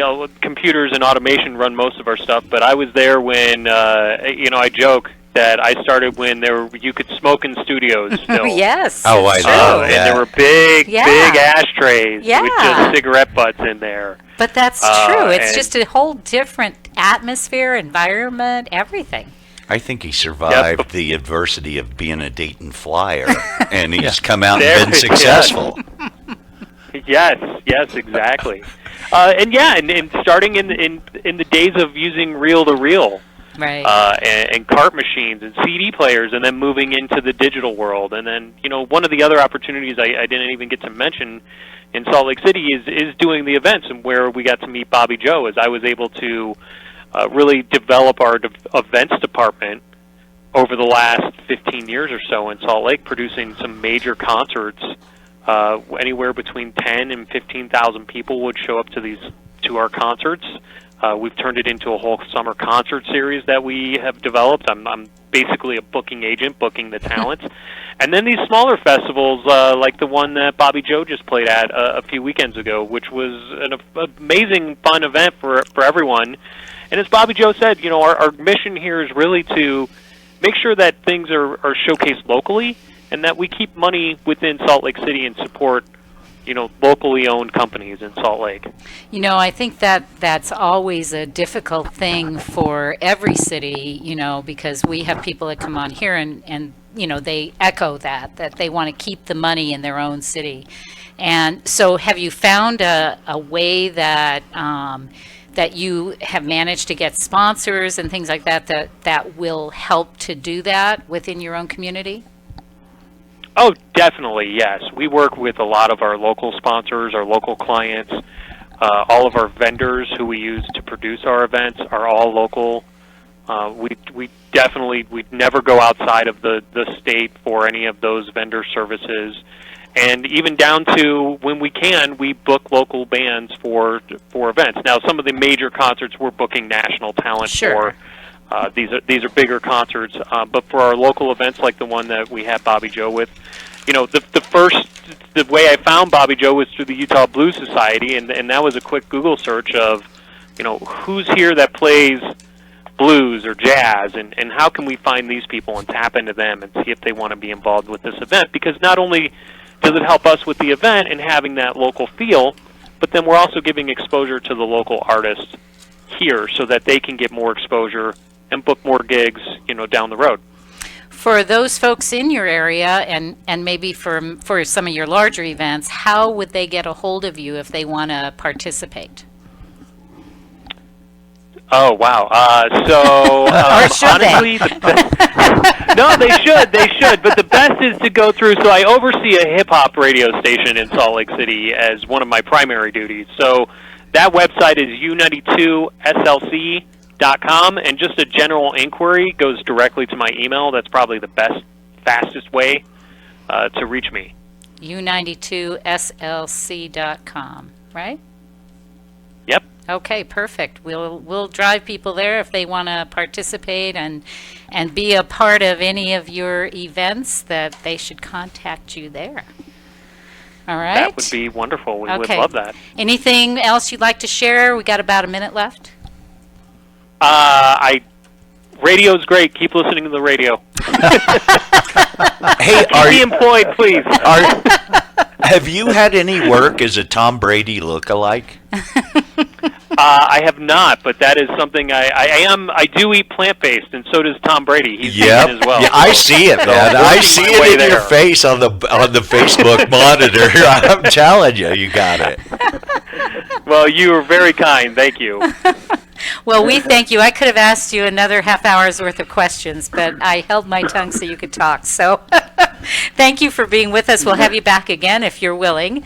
And and we thank you, Bobby Joe, as well for being here and doing this segment. You bet. Go Dayton Flyers. Thank you, Kevin, for hanging out with us there, brother. Appreciate it. All right. If you're listening to What's the Story, we're going to be right back. Thank you, Kevin. Oh, he's gone. Yeah. Yeah. Thanks, Bobby Joe. That was great. You betcha. All right. We'll talk to you again Good show, soon. you guys. Hey, thanks, Yeah, Bobby but Joe. I'm going to tell Christian, hold off on that candy there, babe. I'm telling you, cats were wound up. Okay, have a good evening. Hey, see you, sir. Okay, bye-bye. So I was born in Dayton, Ohio. Right. The Dayton Flyers. When I was a kid, growing up, Don Donaher and the basketball team. Funny what you remember. Doesn't that amaze you? Yeah. Yeah. I thought I forgot about that. Those brain cells might have grown back. Right? God knows You we've know, killed a lot of them, right? Well, it's a good thing we got a large capacity. Yeah. I don't know. We only use what percentage of our brain? Less than We use 10. hardly I don't anything, know. right? I think I'm bumping up against max, though. I don't have many left to kill. You just got to bump it up to 11%. Yeah. Yeah.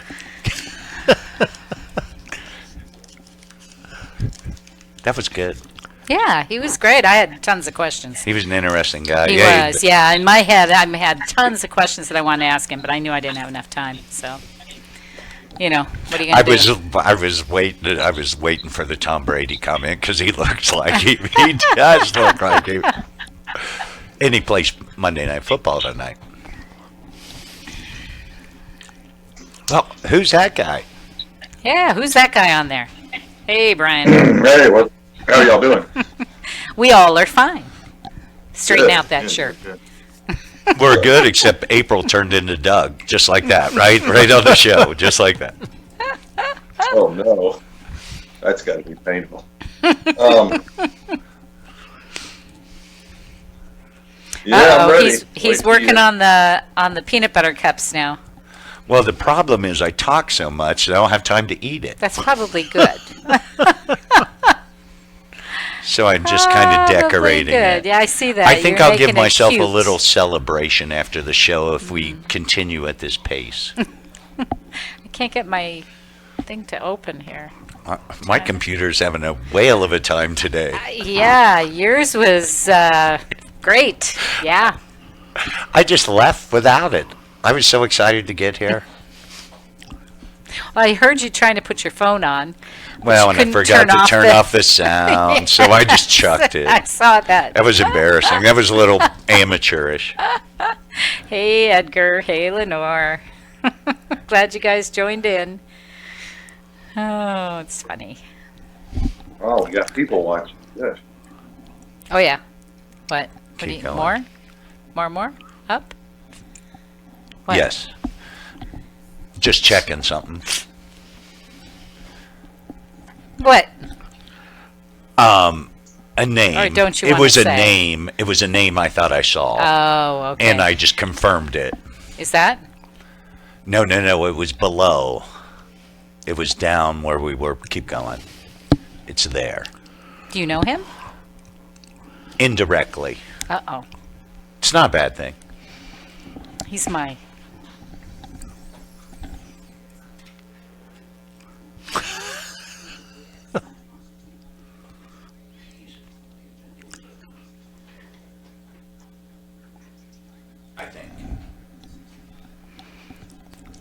Really? Yeah. Yeah. So anyway, that's what I was looking for because seen it recently. Right in my line of work. Right? You come across stuff. I understand.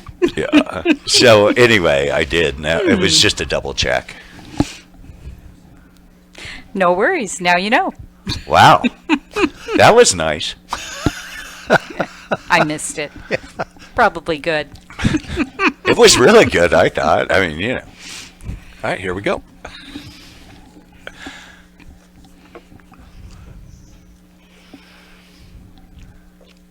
Welcome back. That was the Hollywood Rock and Wrap Up, and now it's time for Brian T. Shirley. Hello, Brian. Hey, just listening to y'all talking code. We learned it from you, though. So. Steve says Must that have they're lost all lip cover. readers. They're all lip. We ought to do that more often. Do the show like that.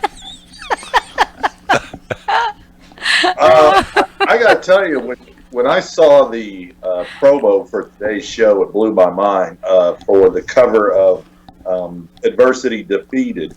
And if you look at what I posted underneath it on my Facebook page, you'll see exactly why.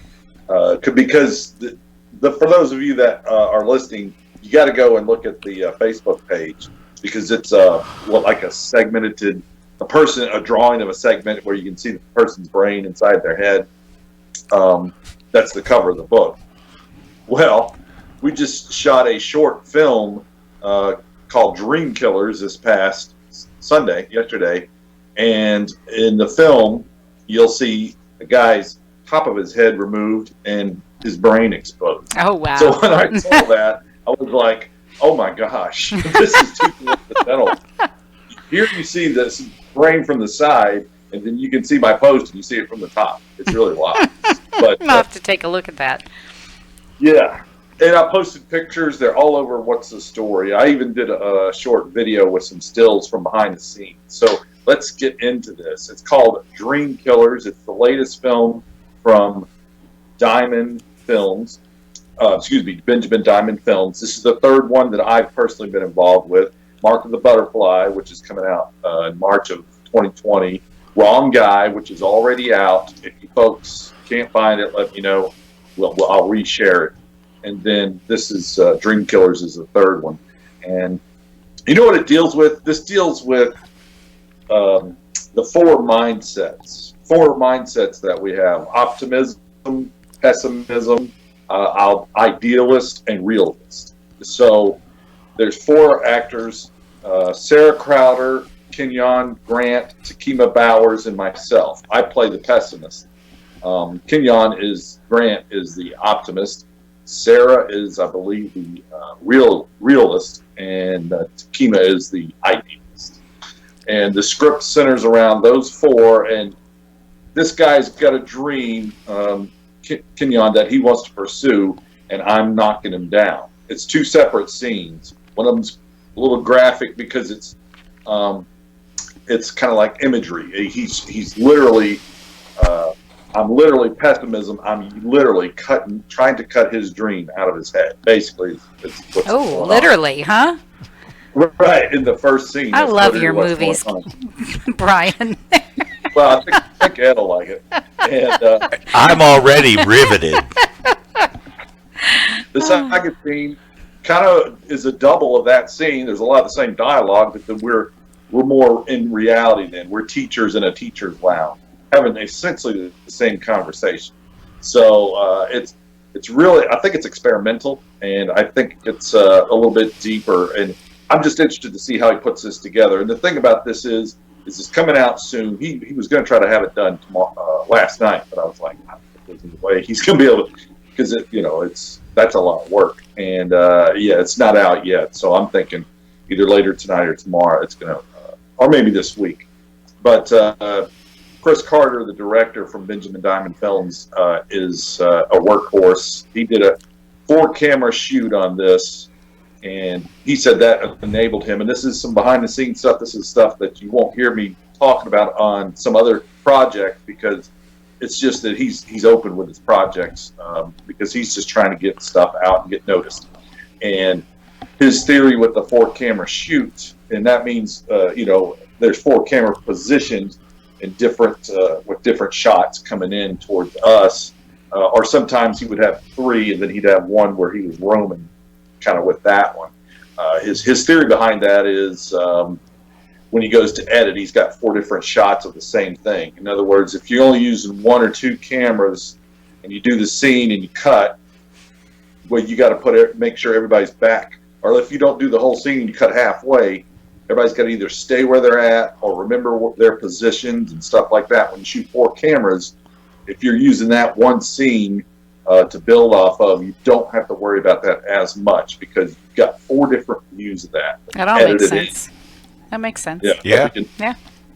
They'll be in the same spot. So that's his theory behind that. And real interested to see how this thing comes out. But this is it's really, I'm really learning a lot on these short films, and I think the dialogue is what I wanted to get into. I wanted to be able to stretch my wings with more dialogue, and I got to yesterday a lot, because I kind of drive the story. Although Optimist is basically the main character, but we all have about the same amount of dialogue. I might have a little more towards the end in one of the things, but I mean, that's not the importance. The importance is we're driving this short story, this short film. And here's the tough thing as an actor, and there's probably actors out there that can,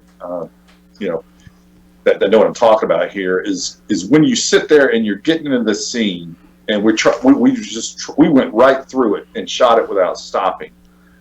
Sometimes you get lost, you forget the lines or whatever, and it happened to me a couple of times. And by the time it came back and I knew I was going to have to talk next, I just said what was in my head, which was not on the script, and it actually worked. It was a little impromptu, right? They didn't beat you with a rubber hose?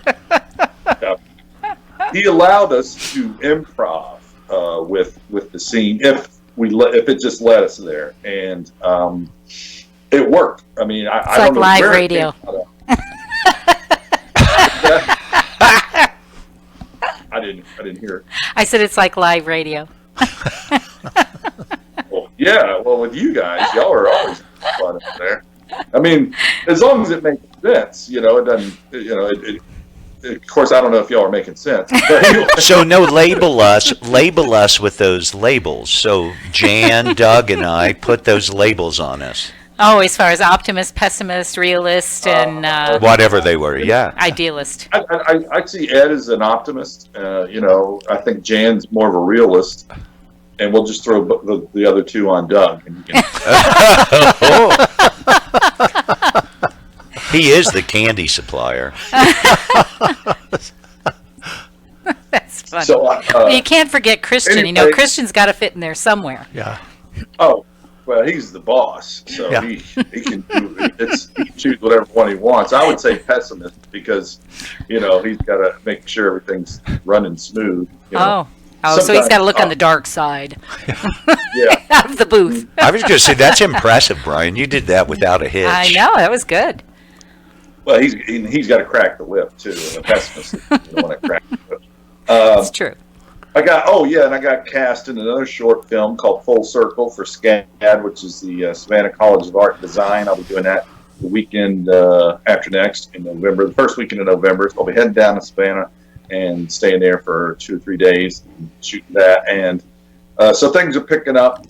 We've got a lot coming on for What's the Story, the printed stuff. We've got the interview with Nick Campisi coming out for November. I was ahead of the ball on this one, Janice. I got your interview quick. I know. That was awesome. Lenore was ever so grateful. Look. So next year is going to be really big, but I mean, look for us. I'm already planning next year. I have to. Chris Carter from Benjamin Diamond. We're going to do an interview with him for What's the Story, the printed version, and that's going to be very interesting because we're going to tie it in with the release of Mark of the Butterfly. So keep your eyes out, folks, for that because we're going to push the trailer and everything with that too. So you're going to see a feature film from the inside with that, and then Ron Frazier, who is the double for John Goodman on the #1 show right now on HBO, Righteous Gemstones. And Ron's got some big things coming up with that show. I don't want to say too much, but let's just say they've got 2 more seasons already. They're done. Last Sunday was the last for Righteous Gemstones' first season. They're going to start filming probably January. So we're going to get an interview with Ron Frazier too, and we're going to look at his career because not only is he a deacon on there, but John Goodman's stand-in and his double. And Okay, you're up to about 30 seconds there, buddy. Wow. Okay. Well, no. Yeah, I know. It went quick. So, BrianTShirley.com. I've got so much more to share with you. I'll try to pull some other stuff next time from what's going on in the indie film and other people. But I just want to share this story with y'all because I think it's interesting to see what's going on behind the scenes on the small production. Perfect. Thank you, Brian. That's Brian T. Shirley, the BTS Entertainment Corner on What's the Story. Keep we'll be rocking. right back. My bad. That's all right. Thanks, Brian. That was awesome. And I should have all that up. As soon as it comes out, I'm going to put it on What's the Story and the whole film. You'll see the whole short film. I'm sure we'll enjoy it. You are working really hard and doing some great stuff. Remember balance, man. Yes, you're right. I took it easy today. Trust Good. me. I took it really Good. easy today. Need to do that. Mm-hmm. I went to the doctor, and he did my general practitioner, and he looked at everything, and everything seems to be okay. Yay! Good for you, man. We're happy to hear that. Yeah, you're rocking. We'll see what happens. You would cross our fingers because he did blood work, so you always got to really. Oh, wait you're till going to that be blood work. fine. You're going to be fine. See, I'm really the optimist. I'm not really the No, realist. I can see it. I can see in your face you're way healthier than you Yeah, were you 3 or are. 4 months ago. Lots. Yeah, good. Yeah, you got good color. Yeah. Thanks. Well, y'all keep rocking. We will. Hey, Y'all you doing too, real man. good. All right, we'll talk Show's again soon. All right. All right. Bye.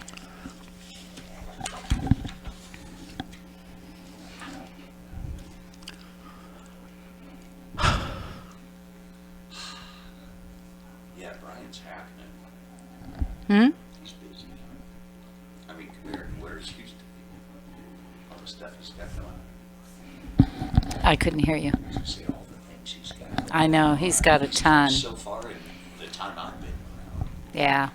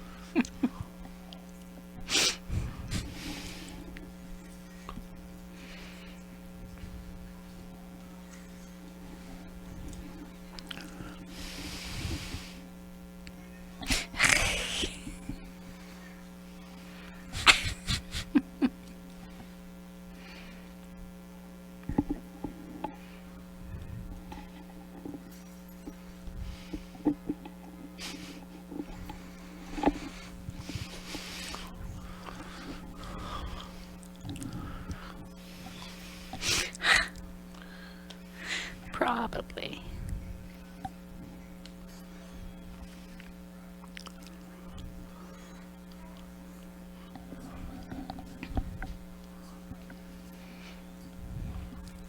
That was really good, except they had the house window breaking and a car horn. Right, their sound effects need a little bit of work. Stand by, here we go. How many people analyze that? It just came to me, right? It just stuck. You never know what's going to stick. It's true.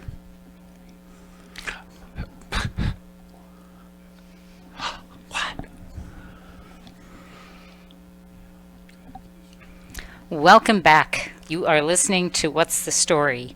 And my next topic, I didn't get a real good rundown on what was going on for the show today, but this is something that happened over the weekend, and I wanted to address, even though I try to stay away from the more negative stuff, and I guess not negative so much as sad, because this is sad. And over the weekend, I learned what an honor walk is, and I had never heard of an honor walk. I don't know if you guys know what it is, but it's a ritual of honor that happens in hospital hallways. And it hasn't been going on for a real long time, but an occasion arose, and it's somebody here in the northern Nevada area who had a stroke, and she didn't recover. Young, under 50. And so the situation was, what do you do now, right? The person was brain dead, and the family decided she was not an organ donor, I don't believe, and I don't know this for a fact. I'm, kind of extrapolating from things that I've heard. And ultimately, they decided to donate her organs. So what they do is, in the hospitals, they do a ritual of honor as that person is being wheeled to the operating room to give their organs. The family comes, and it's all with permission of the family, and I mean, it's all agreed upon ahead of time. But I just thought it was such a phenomenal thing. It's so sad, and yet at the same time, here's this person who is not going to recover, but they're able to help other people and save their lives by their misfortune. And I just thought, I don't know if anybody else had heard of it, and I wanted to share the information because it's happening right here in northern Nevada. I never hear about that kind of thing, right? And any of the workers at the hospital that can come out in the hallways and stand and in silence and honor the person that's giving up, that has already given up their life basically, and is giving their organs. And some of the statistics I thought were amazing, that the waiting lists for transplants is huge. I believe 2 out of every 3 people on the waiting list are over the age of 50. 2,000 children under 18 are on the waiting list. And over 67,000 people on the list are ethnic minorities. So I believe it was 118,000 people or something that I saw that are on the waiting list. This so ties in 113, sorry. That your facing subject of the adversity, day, that exactly. turning adversity into Yes, success. exactly. It was is so perfect. spot on. Yeah, it really was. And even though it almost made me cry, and I did not know this person personally, that it's one of my daughter's friends. And I was amazed at how it touched me, as far as that, wow, this truly is an honor. Well, you got nothing left, right? You got nothing left. But what a great way to honor this person and their family, because that family, and especially a younger person, and I know some people think, well, under 50, that's not that young. It is young, right? Young, yeah. People are living to be 100. That's only half your life at best. The woman had kids. It's always tragic when you lose somebody, but in those situations when it was unexpected, sudden, Friday it happens, and Sunday here she is being wheeled into an operating room, in an honor walk. So we just don't know what our lives are going to give. And I always send out my little notice that says, like, this time, there are 72 days left in the year, 10 weeks, 1 day, how are you going to use them? It's a real good question. How are you going to use them, and what are you going to do with them? So I just wanted to mention it and be grateful to those people that helped make that decision for the person, because obviously they couldn't make it themselves. Or maybe she already had. Maybe she had said she'd be a donor. I don't know. But regardless, I just think it's awesome. It is totally awesome, and I'm a little bit ignorant on the subject, but I do know that, like, a lot of people are on waiting lists because people don't die. Right. They don't die in car accidents like they used to all the time. Right. So there aren't organs around. Right. And so the potential is that she could be saving 8 people's lives just by, that fact. So again, that whole idea of turning adversity into a positive, and for the family, that the family was, to some degree, at least in unison on this, to have this person be able to donate her organs. And then to do that, they posted on Facebook. They said, we know you can't all be here. Some people have expressed that they wanted to share in the moment. And so they, posted at what point she was going in. And it's just it is honorable. It is honorable. Extremely. And I just thought I wanted to share it. As sad as it is, I also feel like it does really show how you can turn something that's horrible into something more positive, because you couldn't change what happened. There is no greater greater satisfaction than to watch others lift others up, and that's what they're doing, is lifting others up by sharing of themselves, literally. I can't imagine the pain the parents are going through. Right, exactly. But, and the kids, she had kids. And they're in school still. So, and they were part of the decision, apparently. Again, I'm getting the second, third hand. Ed hit the nail right on the head. He said, you're taking a positive out of a terrible situation. Right. But, I just... I know, it's sad. I hope none of us are ever in that position. Well, right, but it's like... But it's a reality, and I think it's important to know that there's something that you can do that's positive in a really There's a negative celebration situation. there of that gift. gift. I think that's what I wanted so to say. To me, it is a celebration. I had a 16-year-old dog who just passed, right? It's not to be sad. He lived a full life. He enhanced my life, and I was trying to tell Fox, my son, how that it's... However sad, his life's to be celebrated. He brought us value. Right.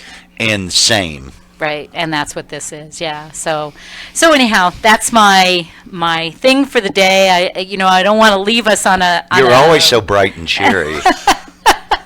I didn't want to leave on a bad note, but then I also posted, National Apple Day, National Reptile Day. It's also National Check Your Meds Day, right? And so what in the world is Check Your Meds Day? You actually go to your pharmacist and check with them and make sure that you're up to date. And I was like, oh, that's an interesting. Everybody has to have a day. Or how about National Back to the Future Day? I like that one. Let's go Back to the Future. Don't you like Back to the Future? I do. Come I on. do like Back to the You've got to Future. like Back to the Future. Who doesn't? Well, time travel is, Yes, and next week we're going to talk to an author that talks about being immortal, so that ought to be really interesting. Ooh. Yeah. Being immortal. Immortal, yeah. I want to Is get it into Highlander? I want to work because, right, the whole idea is you're supposed to die so that you can meet your maker. How do you do that if you're immortal?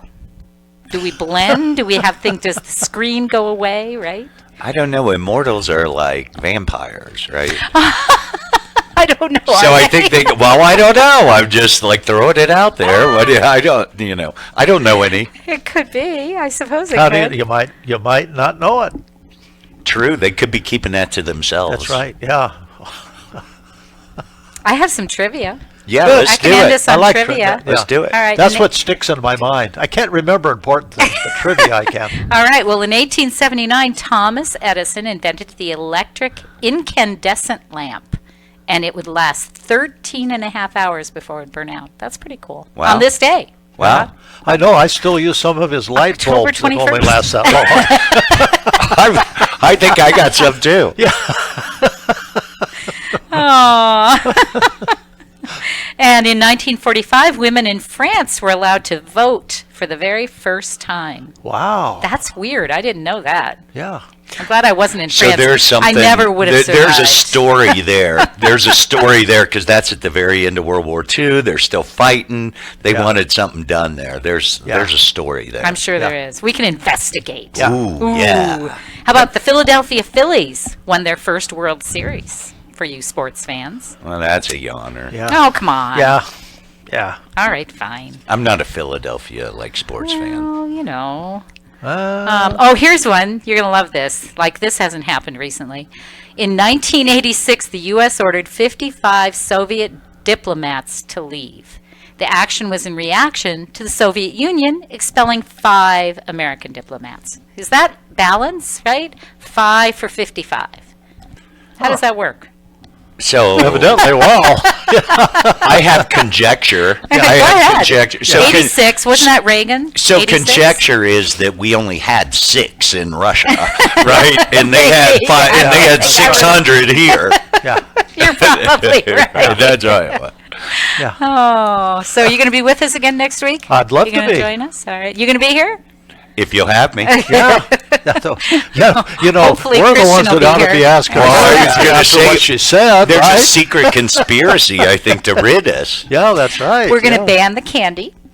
No. Yeah, no, let's switch to donuts. Oh no! You know what? We can go outside and like shove them down our throat before we walk in. Just like I just read that somebody thought Cheerios were donut seeds. So You know what though? Healthy. yeah, All right. that's right. We will see everybody next week. We are glad when you join us. And if you can't, make sure that you go to the podcast. We'll be streaming on YouTube maybe next week. We'll see what we can do. And I'm Janice Hermson. We'll see you next week. Ed Knoll, Doug Ashby. And we'll all be back. Thank you. buy your loved ones flowers today. Any city that throws snowballs at Santa can't be celebrated. Your brother. Oh, well, help me. Steve is, you think I'm out there. He's not out there. Come on. No, he's awesome.